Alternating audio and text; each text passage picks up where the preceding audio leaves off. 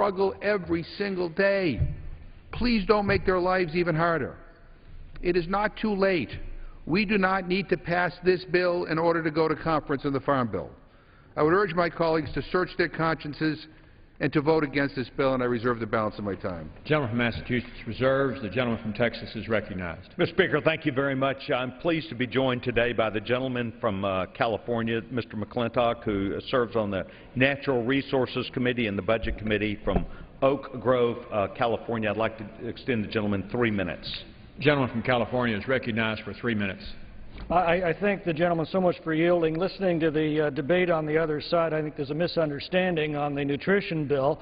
It doesn't cut people off from food stamps. What it does is simply ask that they either work, look for work, or train for work while they're receiving those benefits. And this is $80 billion a year. That's about $760 from the taxes of every average family in America. I think that they have a right, as a condition of extending that aid, to ask that those on it do everything they can to get off of it. But I am here today to rise particularly in strong support of H.R. 1526 that this rule also brings to the floor, the Healthy Forest Restoration Act. I represent the communities of the Sierra Nevadas that have just been devastated by the Yosemite Rim fire that's incinerated some 400 square miles of forest land. Federal environmental regulations have forced an 80% drop in timber harvests in this region over the past 30 years, despite urgent warnings from foresters that the excess timber would either be carried out or burned out. As the timber harvests have declined, the acreage burned has increased contemporaneously and proportionally. The great irony, of course, is that there's nothing more environmentally devastating to a forest than a forest fire. In addition to reporting out H.R. 1526 that restores sound forest management practices in the future that will reduce or prevent such catastrophes in the future, the rule makes and order emergency amendments to deal with the aftermath of this fire. An estimated 1 billion board feet of dead timber can be salvaged out of the forests if and only if we act soon. Within a year, the timber will become unsalvageable. This measure sets aside the litigation that routinely delays these salvage sales until the timber simply becomes worthless. This will mean a surge of employment in the mountain communities that have been devastated by this fire and a new stream of revenue for the federal government that would otherwise be lost. I want to thank the Rules Committee for acting on this imperative, and I look forward to the debate and passage of the underlying legislation. Back, the gentleman from Texas reserves. We reserve our. The gentleman from Massachusetts is recognized. Mr. Speaker, it's my privilege to yield 2 minutes to the gentleman from Minnesota, Mr. Peterson, the ranking member of the Committee on Agriculture. The gentleman from Minnesota is recognized for 2 minutes. Thank you, gentleman, for yielding. And I rise today in strong opposition to this rule and the bill made in order under this rule, H.R. 3102, which is just another example of the Republican majority's misplaced priorities. I've been working on this farm bill for nearly 4 years. And from the beginning, I've said that I think it's possible to find some middle ground and to make reasonable, responsible reforms in nutrition programs. Unfortunately, this bill is neither reasonable nor responsible. The House failed to pass the Agriculture Committee's bipartisan farm bill because it was hijacked with partisan amendments on the floor, amendments that are included in this bill that we're considering here today. This bill goes even further by eliminating state-requested waivers to exempt able-bodied adults without dependents in high unemployment areas from SNAP current work requirements. To be clear, these waivers are granted only at the request of the states. They are under no requirement to apply and may choose to opt out in the future. And so there's a lot of hypocrisy coming from the other side of the aisle here because these waivers have been requested by both Republican and Democratic governors, and in fact a majority of the Republican governors have asked to waive these current work requirements. This notion that we have to pass this bill, as Mr. McGovern said, to go to conference is not true. The House passed H.R. 2642, which can be conferenced with the Senate, and there's no reason to pass this bill here today other than to placate some people that want to make a point.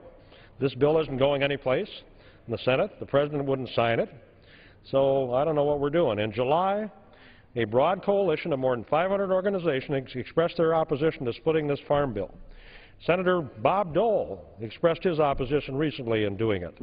A letter to House members, the American Farm Bureau Federation President Bob Stallman said, "We are quite concerned that without a workable nutrition title, it will prove nearly impossible to adopt a bill that can be successfully conferenced with the Senate's version, approved by the House and the Senate and signed by the President. All this bill is going to do is make our job harder, if not impossible, to pass a new farm bill. I strongly oppose this rule in the bill. Urge my colleagues to vote no." Gentleman's time has expired. The gentleman from Massachusetts reserves. The gentleman from Texas is recognized.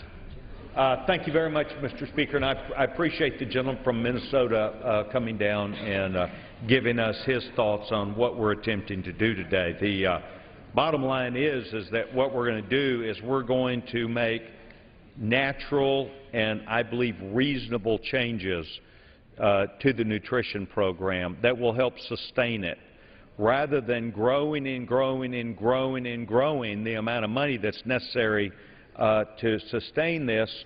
We're going to put it into a perspective to where it is available and ready for the neediest of Americans, which is what the food stamp program really is all about. In fact, we are here to make sure that when our great chairman of the Agriculture Committee, Frank Lucas, goes to a conference with the United States Senate, that we give him a full portfolio of the thoughts and ideas about the changes that we would make to the entire agriculture bill.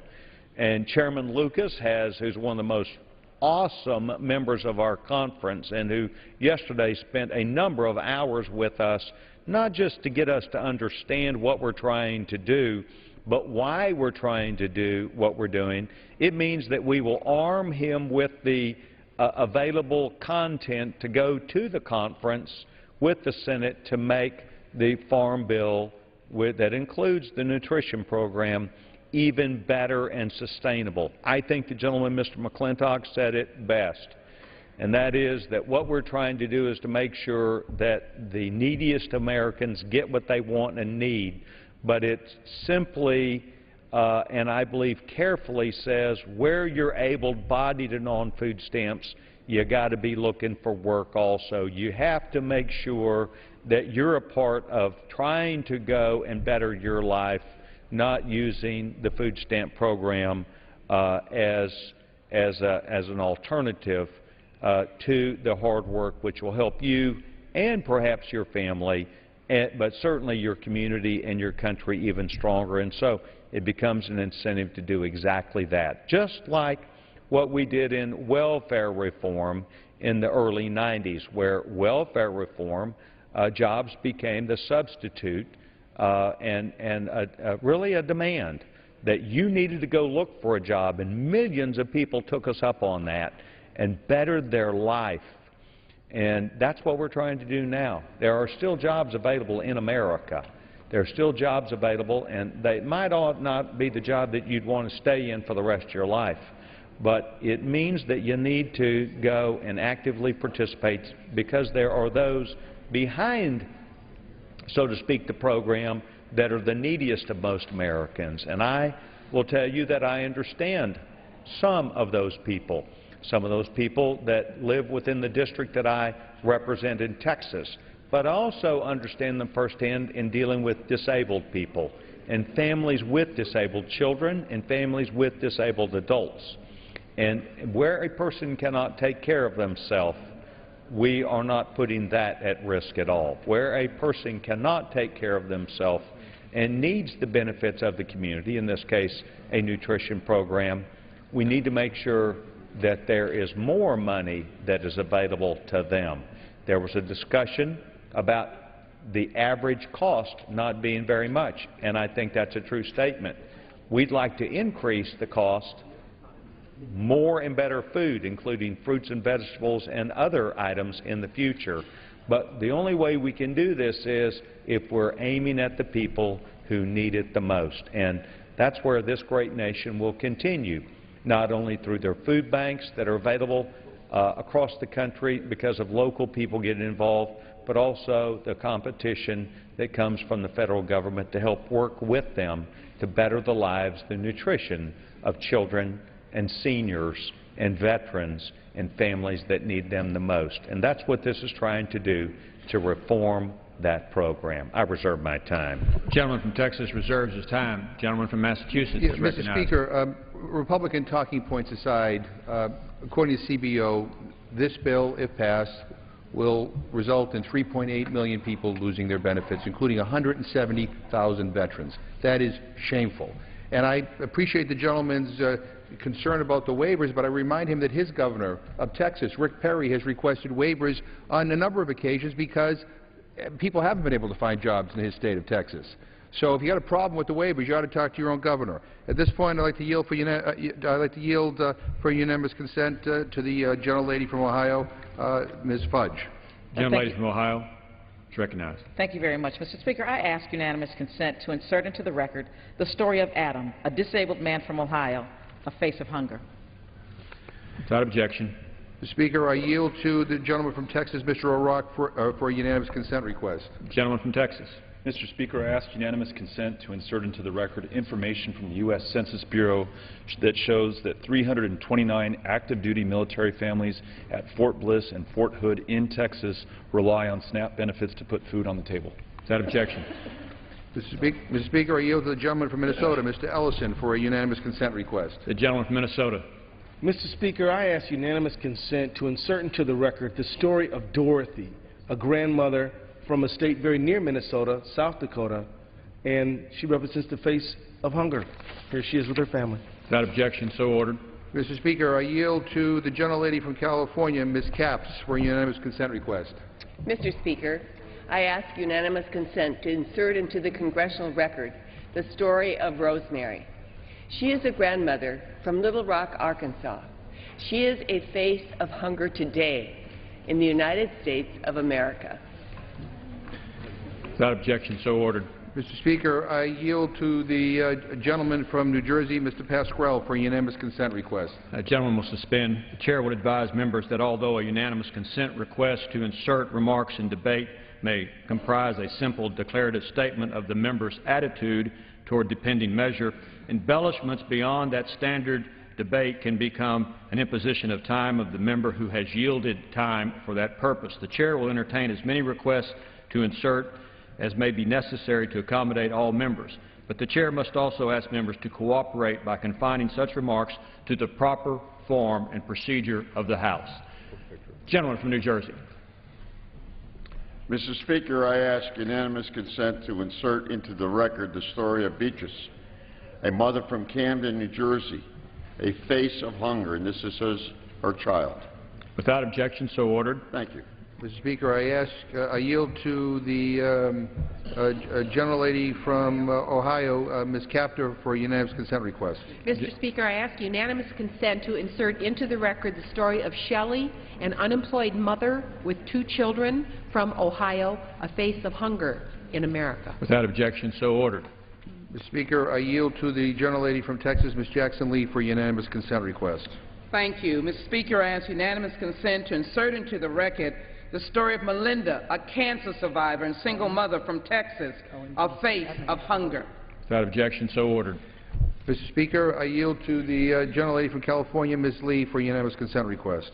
Thank you, Mr. Speaker. I ask unanimous consent to insert into the record the story of Stephen, a father from San Francisco, California, a face of hunger in America. Without objection, so ordered. Mr. Speaker, I yield to the gentlelady from Connecticut, Ms. DeLauro, for a unanimous consent request. Mr. Speaker, I ask unanimous consent to insert into the record the story of Jennifer, a mother from New Mexico, a face of hunger in America. Without objection, so ordered. Mr. Speaker, I yield to the gentleman from North Carolina, Mr. Butterfield, for a unanimous consent request. Mr. Speaker, I ask unanimous consent to insert into the congressional record the story of Stephanie, a mother from Roanoke, Virginia, a face of hunger in America. Without objection, so ordered. Mr. Speaker, I yield to the gentleman from Tennessee, Mr. Cohen, for a unanimous consent request. Thank you, Mr. Speaker. I ask unanimous consent to insert into the record the story of Naquilla, a mother from Little Rock, Arkansas, just west of Memphis, a face of hunger in America. Without objection, so ordered. Mr. Speaker, I yield to the gentleman from North Carolina, Mr. Price, for a unanimous consent request. Mr. Speaker, I ask unanimous consent to insert into the record the story of Nathan, a veteran from Rapid City, South Dakota, a face of hunger in America. Without objection, so ordered. Mr. Speaker, I yield to the gentlewoman from Florida, Ms. Castor, for a unanimous consent request. Mr. Speaker, I ask unanimous consent to insert into the record the stories of Lorraine, a mother from Sarasota, Florida, and Ms. Gwendolyn Friedman, a senior citizen from Tampa, Florida, faces of hunger in America. Without objection, so ordered. Mr. Speaker, I yield to the gentleman from Vermont, Mr. Wells, for a unanimous consent request. Mr. Speaker, I ask unanimous consent to insert into the record the story of Marvin, a disabled man from Atlanta, Georgia, a face of hunger in America. Without objection, so ordered. Reserve my time, Mr. Speaker. Gentleman from Massachusetts reserved. Gentleman from Texas. Gentleman from Texas. Thank you, Mr. Speaker. You know, Mr. Speaker, my party and myself do understand that our country has for 5 years gone through very difficult times. And our party and the American people, through various ways, have been asking this administration, the Democrat Party, to please allow us to have an opportunity with more jobs being available in the United States of America. And the Democratic Party, up to and including the President of the United States, are more interested in a out-of-balanced environmental policy that is placing a demand on the consumers to pay double the prices that they did before the President came into office for gasoline, double the prices of food, and availability of jobs, just as we're here today to talk about in Arizona, 3,700 new jobs. We've tried to do this with the XL pipeline that would extend across a number of states, and I don't know if some of the faces of hunger were included in those that could be hired as a result of the XL pipeline.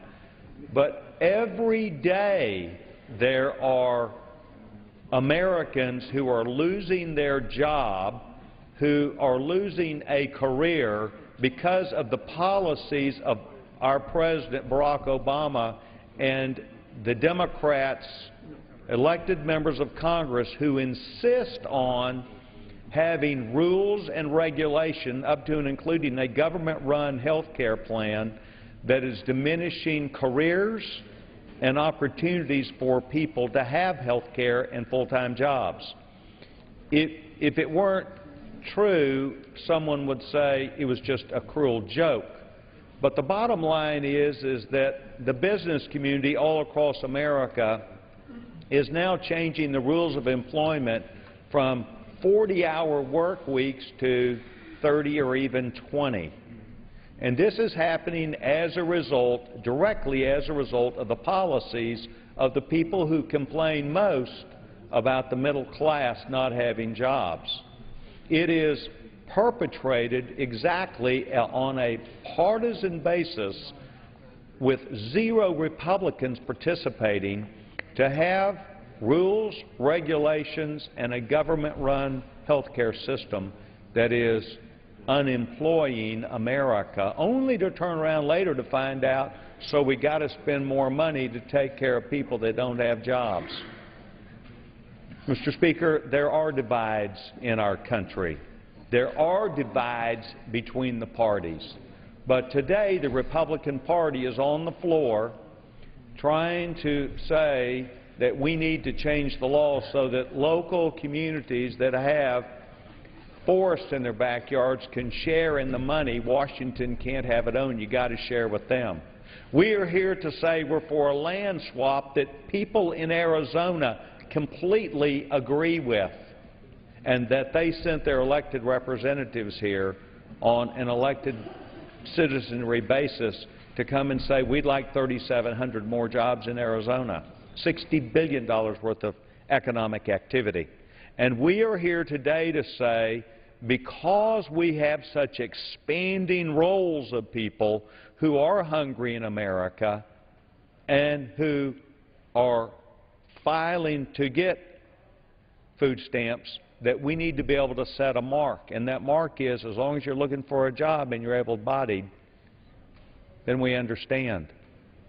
But the neediest of Americans need what we're doing, and that we are not going to give up on. So the Republican Party is here with an open ear, a strong voice, and a kind heart. But what we're saying back is, Mr. President and Democrat Party, you need to help us grow jobs in America. You need to let loose Keystone Pipeline, which has been studied to death for the last 5 or 6 years. You need to be with us today on the 3,700 more jobs in Arizona. You need to be with us today because we're the ones that are talking about jobs in healthy forest background, the timber where it's back home in rural areas, because rural people deserve a chance to have a job and to be taken care of too. So the Republican Party is quite consistent in our behavior. We want jobs, we want job creation, and we put the legislation on the floor that accomplishes just that. And that's why we're here today. We are a party that cares about people, and we're trying to make life better for the middle class and all Americans in this country. We'll reserve our time. Gentleman from Texas reserved. Gentleman from Massachusetts. Mr. Speaker, my Republican friends don't like the President. We hear it every day. I get it. And while you debate his policies, don't take it on poor people. Don't take it on poor people. CBO says 3.8 million people will be thrown off this benefit. 170,000 veterans will lose their benefits. This bill is not a thoughtful bill. It is a thoughtless bill because it hasn't even gone through committee.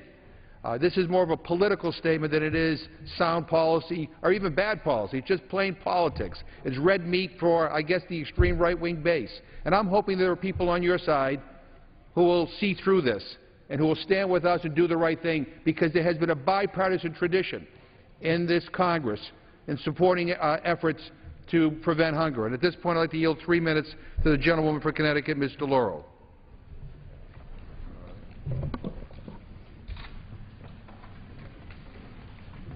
Gentlelady from Connecticut is recognized for 3 minutes. I rise to protest this rule and the deep cuts and disastrous cuts of food stamps. These $40 billion in cuts go against decades of bipartisan support for the fight against hunger in the United States.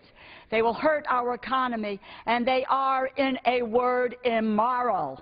If this cruel legislation were to become law, at least 4 million of the nation's poorest citizens would lose access to the food that they need. We are talking about people on the edge, families whose breadwinners just got laid off, veterans returning from service who are looking for jobs, 170,000 of them, seniors struggling to make ends meet after a lifetime of work and who will be forced to make the choice between food and medicine, and millions of low-income children whose futures will be irreparably harmed by these reckless cuts. Don't take my word for it. Working with the census data, the Center for Budget and Policy Priorities projects that roughly 170,000 veterans could lose access to food stamps under the provisions of this bill. AARP called these efforts to cut anti-hunger programs, and I quote, abandonment of the nation's commitment to ensuring essential nutrition access for U.S. households. Two former Senate Majority Leaders, Republican and Democrat, Bob Dole, Tom Daschle, have called this bill, again, and I quote, an about-face and our progress fighting hunger. Senator Dole is right. The majority's leadership has lost its way on this issue. For decades, there has been bipartisan support for food stamps, our nation's most important anti-hunger program. They help over 47 million Americans, nearly half of them are children, to escape the scourge of hunger. Nearly all food stamp recipients live below 130% of the poverty line. 75% of food stamp households include a child, a senior citizen, or a disabled person, and they boast one of the lowest error rates of any government program. Economists agree that food stamps have a powerful positive impact on the economy, not just families, but the entire economy. They get money into the hands of people who spend it on the food that they need. So cutting anti-hunger funding like this is not just immoral, it makes no economic sense. I might add, it makes no economic sense either to cut $40 billion from food stamps for the poor while preserving $90 billion in crop insurance for the wealthy, including 26 farmers who made over $1 million from the federal government. 26 wealthy farm owners who we are prevented from identifying. They won't tell us who they are. They are protected. It is just plain wrong. If the majority's leadership is serious about wanting to lower the number of Americans, increase the minimum wage. Taking food out of the mouths of the hungry is not the answer. Speaker, I'd like to ask for regular order, please. I could notice that. Gentleman from Texas. Thank you, Mr. Speaker. Mr. Speaker, at this time I'd like to yield to the gentleman who served as in the United States Air Force from Gainesville, Georgia, serves on the Foreign Affairs Committee, Judiciary Committee, Oversight and Government Reform. I'd like to yield to the gentleman, Mr. Collins, 3 minutes. The gentleman is recognized for 3 minutes. Thank you, Mr. Speaker. Mr. Chairman, I appreciate it. I come to the floor and I'm getting ready to speak on an issue that is very close on this rule. I support all the rules combined here and support the underlying legislation. But I have to stop for just a moment and just discuss some things that I've heard. And I agree with my gentlemen friends across the aisle that it is about political choices. It is about political decisions that we make on where we're going to spend money and how we're going to do that and what we believe in jobs and how job is being created. And the Republican majority has been doing that. The Republican majority is focused on jobs. The Republican majority is focused on getting regulatory burdens off of businesses. I just spent the last month and a half in my district, and the word that I could use to describe everything was uncertainty. It was uncertainty by the business owners, the ones who write on the front of the checks, when they're saying, I want to be able to employ other people. I want to be able to help others. But right now, I do not know if I can because I don't know about with the expanding regulation, with the upcoming health care law. I don't know if I can do that. It is about political choices, and the Republican majority is making it in favor of the working class, in favor of the middle class, and those who are hurting in our country. We have the year because we want to give jobs. We want to get it out of the way so those jobs can be created. But, Mr. Speaker, today I rise in support of this rule for these reasons. Because you know something? I have noticed something as a freshman in here in Washington. There's one thing I notice that I don't see in Georgia. I see a lot of condos going up here in D.C. I see a lot of new government buildings, and I see a lot of new government jobs. But you know what I see? That's great for inside the Beltway. I'm happy for up here. But that doesn't translate in Georgia 9. In Georgia 9, we're still recovering, and we're still needing help, and we're still needing an economy that gets its budget balanced, that gets its tax priorities in order so that we can have job creation. And that's where we need to have it all across country, not here in the wonderful land of government. In this chamber, we often hear talk about more fully developing renewable resources. In fact, I hear it almost every night on this floor. I believe that timber is the original renewable resource and that we need to do a better job of managing it. While much of the conversations today are related to western forests, I want to speak a little about what the bill means for the eastern portion of the country, specifically North Georgia. The Chattahoochee National Forest covers almost 500,000 acres of land in the 9th District of Georgia, timber that was used for cabins long before the National Forest System existed. Much of the privately owned forest nearby is actively managed and provides high-quality timber for many uses. In fact, forestry is a $25 billion industry in Georgia. Unfortunately, like the western states, bureaucracy and red tape have made it nearly impossible to harvest timber in the national forest. In a country that is blessed with abundant natural resources and healthy forests, we owe it to our ancestors and our descendants to be responsible stewards of this valuable commodity. While we have not had the catastrophic forest fires in Georgia that many of the western states have suffered through, we have dealt with the cycles of extreme drought which put the forest in a dangerous position. Understanding that many wildfires are caused by poor management is a good step, but we need to take a bigger step. By returning these forests to active management, we will not only Gentleman's time has expired. Could I give the gentleman an additional minute? Gentleman is recognized for 1 minute. Thank you, Mr. Chairman. By returning these forests to active management, we will not only grow our forests, we can grow our economy as well. H.R. 1526 also includes reforms to the Supporting the Rural Schools program.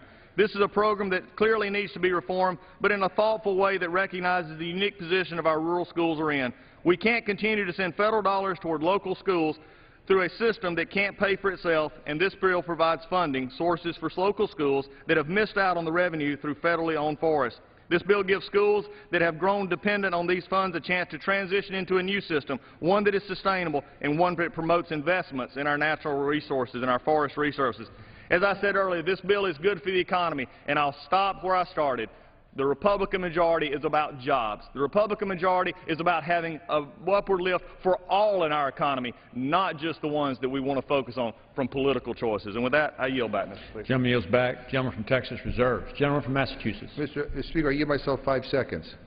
Gentleman's recognized. To remind the gentleman who just spoke that there were 36,000 households in his district in Georgia who rely on SNAP.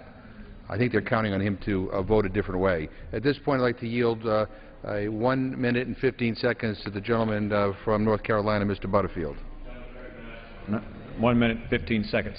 Thank you very much, Mr. McGovern, for yielding time. You know, Mr. Speaker, the gentleman from Georgia who just spoke, Mr. Collins, has finally acknowledged what so many other Republicans refuse to acknowledge. They have made a political choice. They've made a political choice to defund the SNAP program, and I'm glad that he publicly acknowledged that. I rise, Mr. Speaker, to oppose H.R. 3102. The Republicans are determined to defund this program, a program that provides food assistance to low-income families and to more than 20% of my congressional district. The Agriculture Committee reported a bill that cut $16 billion from nutrition. The Speaker wouldn't schedule a vote. Why? Because the Tea Party said not enough cuts. The Republicans then increased nutrition cuts to $20.5 billion, and the Speaker crossed his finger and hoped for passage. It went down on this floor in defeat. Not a single Democrat voted for it. Many Republicans said the cuts were not enough.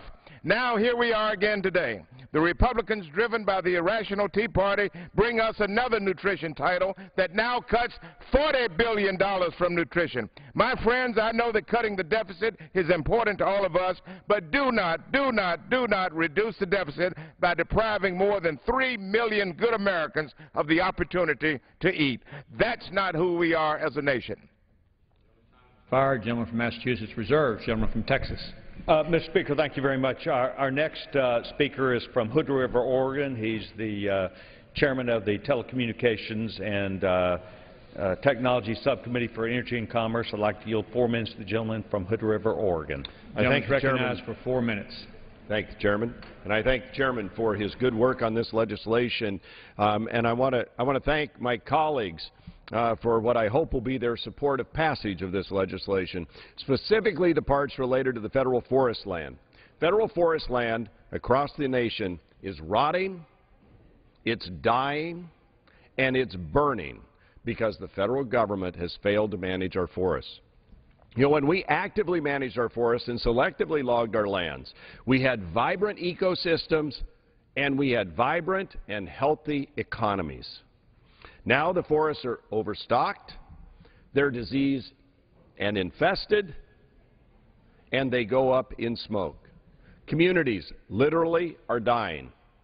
Counties are literally on the edge of bankruptcy. In my state, some of those counties have 50 to 70% of the land mass in federal forest lands or grasslands. Most forests are overstocked and disease-infested. Communities are dying. Mills are closing. Children, you're talking about children living in poverty? Misguided federal policy on forest land management puts children in my district into poverty and their parents out of work. Local communities struggle to provide even basic services like law enforcement and schools. H.R. 1526, the Restoring Healthy Forests for Healthy Communities Act, returns more active management to our federal forest lands. This proposal has been crafted with input from federal foresters, industry representatives, and most importantly, the residents of these local communities that are living in poverty, subject to choking, catastrophic, and sometimes deadly wildfires and the choking smoke that fills our valleys now every summer. H.R. 1526 also includes a balanced and bipartisan plan for unique Oregon forests. Oregonians have been managing forests since times of the Oregon Trail, most likely.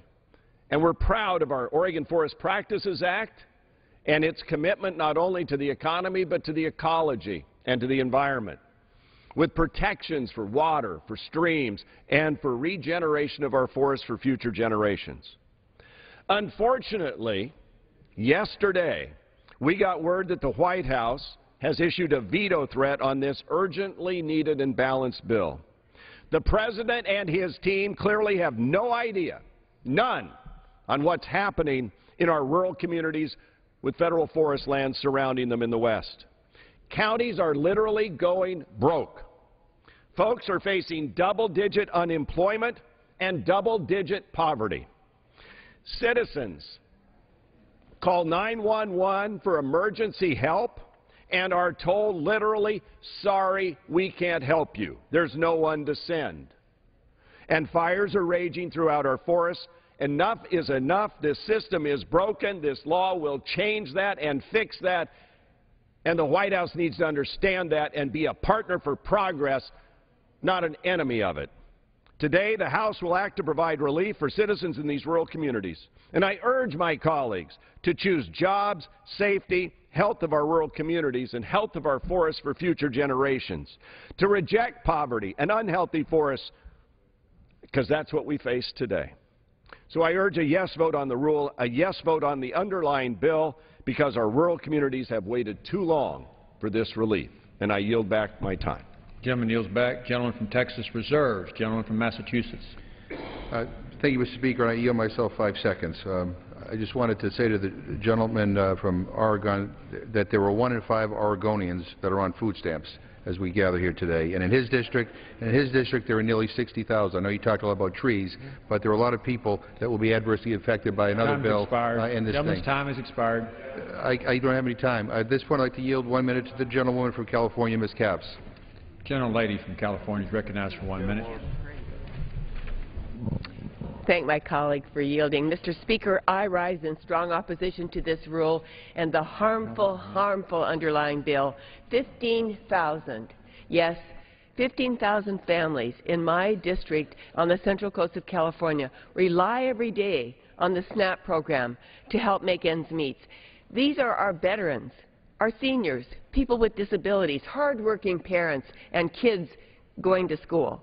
They don't care if SNAP cuts come from the Farm Bill or as a standalone bill. They do care that the cuts create a gaping hole in our country's most basic safety net. And we should all care, because cuts to SNAP have a ripple effect in our local communities and throughout our economy.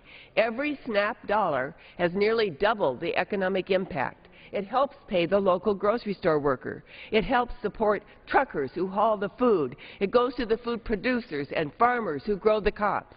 I urge my colleagues to stop playing politics with our nation's hungry and those who provide the food we all rely on. Vote no on this rule, no on the bill, and let's get back to passing comprehensive, inclusive farm bill. Gentleman from Massachusetts reserves. Gentleman from Texas. I reserve my time. Gentleman from Texas reserves. Gentleman from Massachusetts. Speaker, I yield 1 minute to the gentleman from North Carolina, Mr. Price. Gentleman from North Carolina is recognized for 1 minute. Thank you. What was the Gentleman is recognized without objection. Mr. Speaker, I rise in strong opposition to this rule and to the underlying bill. You may have noticed Fox News is trying to help the Republicans pushing this mean-spirited legislation by focusing on a California surfer who abuses the SNAP system. Well, it's time for a reality check. This isn't about surfer dudes, but I'll tell you one group it is about, our nation's veterans, 50,000 of them to be exact. Let me clarify, these veterans with an average income of $2,500 would lose benefits immediately. And as the bill's other provisions kick in, as many as 170,000 veterans could lose their SNAP assistance. In Cumberland County, North Carolina, home of Fort Bragg and of thousands of veterans, our unemployment rate is nearly 11%. This bill requires states to terminate the already minimal food aid available to able-bodied but unemployed individuals living in such high unemployment areas. And by the way, Republicans would also subject these veterans to the added indignity of a drug test. I urge a no vote on this rule and on the underlying bill. It dishonors our poorest veterans. It disparages those the Gospel of Matthew calls the least of these. I yield back my time. Gentleman's time has expired. Gentleman from Texas reserved. Gentleman from Massachusetts. Speaker, at this time I want to yield 1 minute to the gentlewoman from Ohio, Ms. Capter. Gentlelady from Ohio is recognized for 1 minute. I thank the gentleman for yielding and rise in opposition to the rule and say I will be so proud to vote today not to take food away from children and veterans and the disabled and the unemployed. Over half of those who receive these benefits are young children and senior citizens, and this is one of those moments of true clarity between the leadership of both parties. The Republican leadership actually, their proposal will increase hunger across our country by taking away SNAP benefits from millions of Americans. And they claim that restricting SNAP eligibility will encourage those who are receiving benefits to take work. But what this fails to recognize is that there are about 3 unemployed workers for every job that's out there in our country right now. And in some places it's even worse than that. And even if an unemployed person filled every available job, roughly 2 of every 3 unemployed individuals would still not have a job because there aren't enough yet to go around in our country. People are struggling. I just want to say this is one of those moments when I am so proud to be a Democrat and stand with my colleagues today against these cuts to food assistance across our country. I think we should have a standard of at least being honest about what's in the bill, and we are not throwing off people who are disabled. It is an able-bodied standard, and the gentlewoman knows that. Mr. Speaker, at this time I'd like to yield 1 minute to the gentleman from Hood River, Oregon. Gentleman from Oregon is recognized for 1 minute. Mr. Speaker, I thank that, and I thank my colleague from Texas, because I wanted to respond to my friend from Massachusetts who didn't have any more time to yield or talk about it after he talked about people in my district on food stamps, and indeed they are. And they don't want to be. And if you'd support our legislation that's bipartisan on healthy forests, they'd have dignity and a job, and they'd be able to take care of their families, and they would have schools. And I know they have dignity when they're on food stamps. I understand that. I also know they'd feel much better about their role in life if they could go and be productive again as they were. We've seen 300 mills close, 30,000 people lose their jobs. And there's a solution here that doesn't raid the federal treasury and borrow money to pay for it. It's called a job. And we wouldn't spend over half the Forest Service budget fighting fire.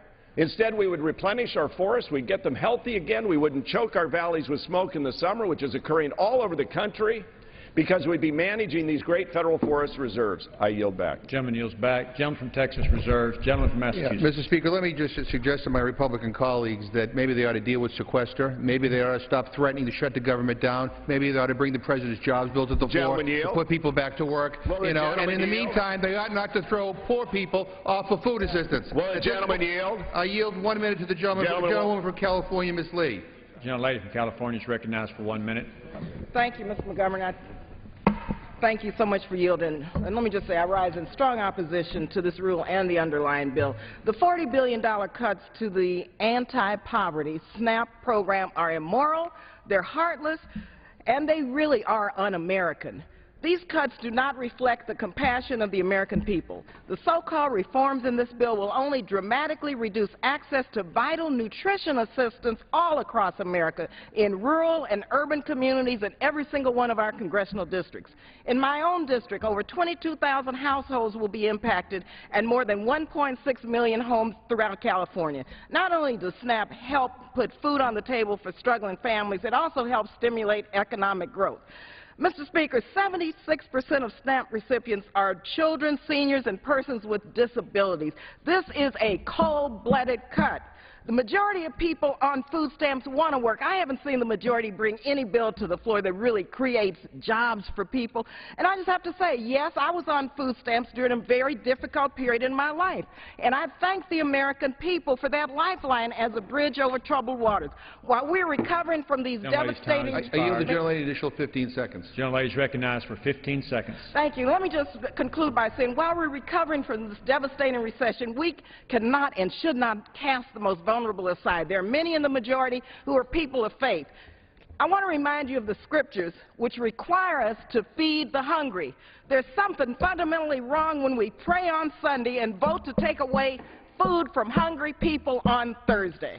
Lady's time has expired. The gentleman from Texas has 4.5 minutes remaining. The gentleman from Massachusetts has 13.5. Mr. Speaker, I yield myself 30 seconds. The gentleman is recognized for 30 seconds. Mr. Speaker, I have a disabled child at home, a Down syndrome young man. I understand very well about the need for our country to help and provide assistance to disabled people. It is not true and it's unfair for someone to characterize this bill as taking someone who is disabled off of the SNAP rolls.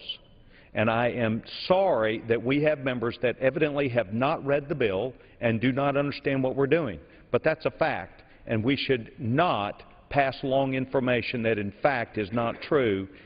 And I hope that this body would stay away from that very emotional issue, because it's not only not fair, but it's not true. I reserve my time. The gentleman reserves, and the gentleman has 2.5 minutes remaining. The gentleman from Massachusetts. Mr. Speaker, let me just say to my friend from Texas, we know exactly what you are all doing here. What you're doing is throwing 3.8 million people off of this program who, quite frankly, rely on it to put food on the table. And I just want to point out for the record, the average length of someone on SNAP is about 9 months. There are people who work full-time who are on SNAP because they don't earn enough. People do want to work. People don't want to be on public assistance, but the bottom line is that we have had a Congress here that has blocked every major piece of legislation that might produce jobs. So let's get our facts straight here. At this point, I'd like to yield 1 minute to the gentleman from New Jersey, Mr. Pasquarelli. The gentleman from New Jersey is recognized for 1 minute.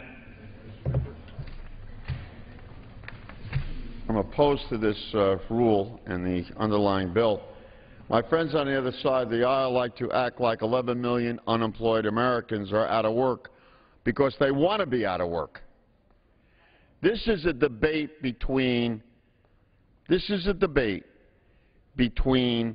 things: common sense versus no sense.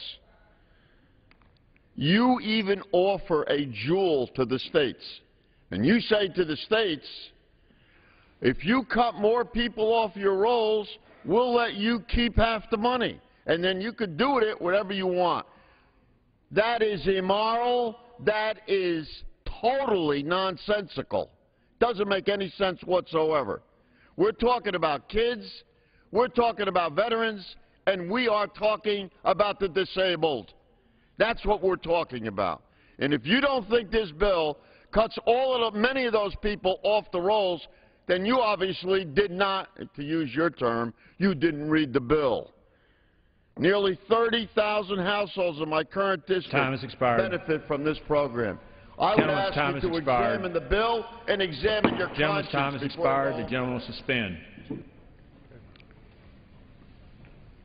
Chair would remind members to avoid references in the second person. Gentleman from Texas. Reserve our time. Gentleman reserved. Gentleman from Massachusetts.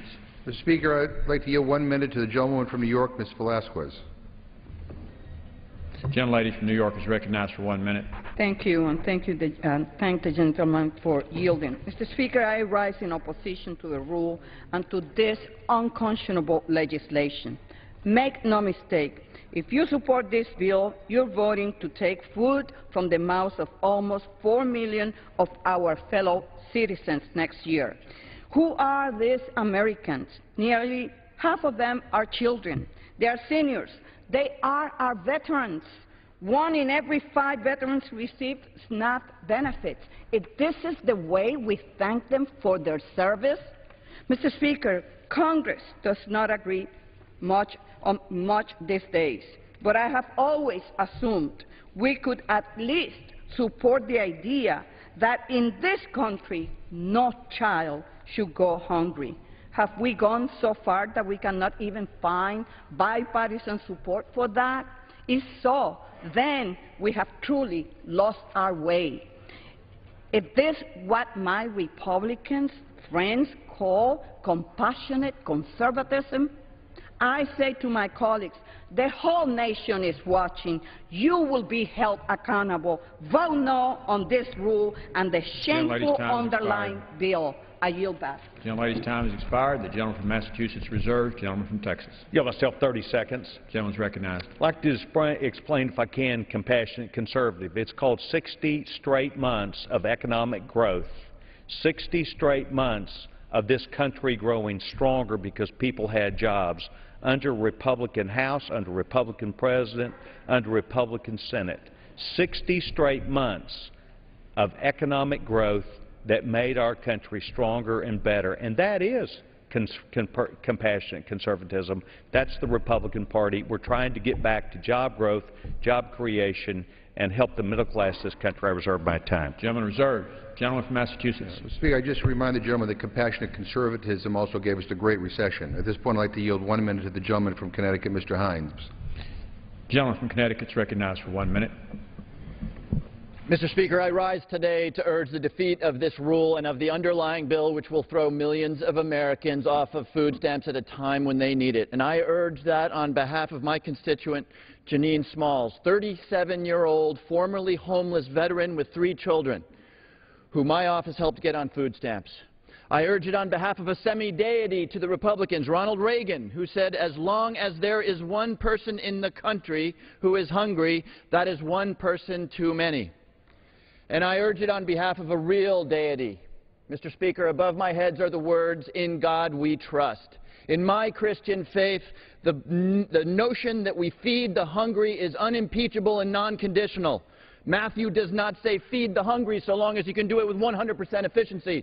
Mark does not say feed the hungry so long as you pass the Excel pipeline.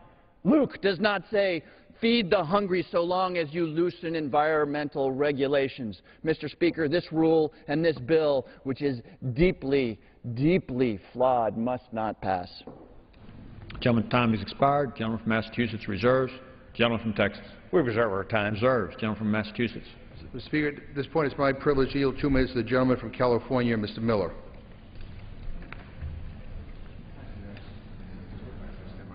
Without objection, and the gentleman is recognized for 2 minutes. I want to thank the gentleman for yielding the time, and I want to thank for his devoting his entire political career to the idea of eradicating hunger in American society and around the world. An outstanding record of achievement, an outstanding record of compassion, and then today it runs into the Republican reality.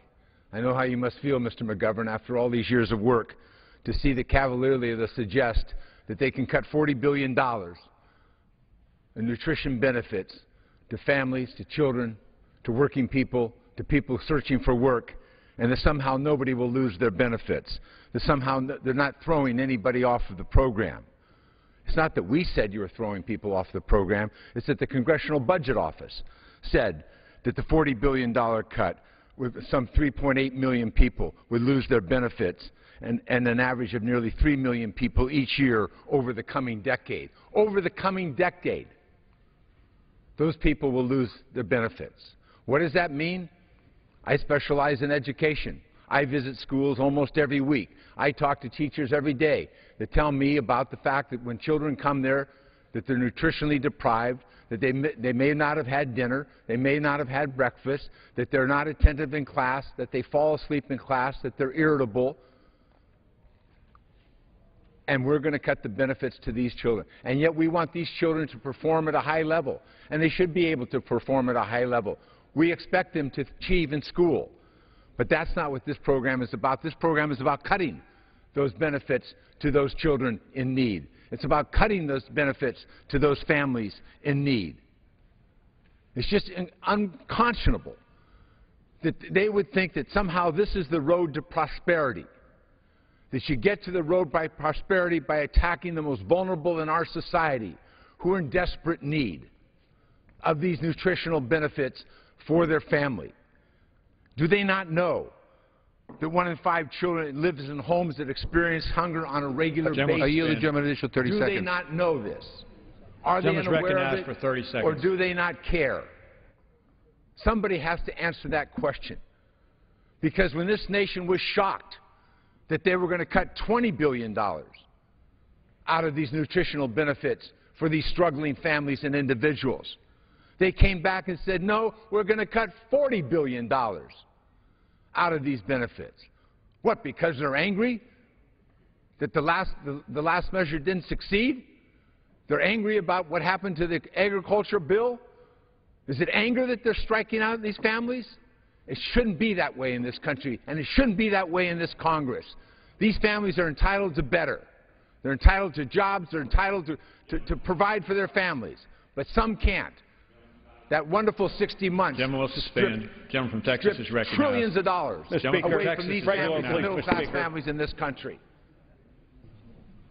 Members are advised to abide by the ruling of the chair and the gavel. Gentleman from Texas. Mr. Speaker, I yield myself 30 seconds. Gentleman is recognized. Mr. Speaker, once again, Speaker comes down that evidently is either unwilling or has not read the bill to an understanding where the statement was made about preventing 280,000 children from receiving a free school lunch.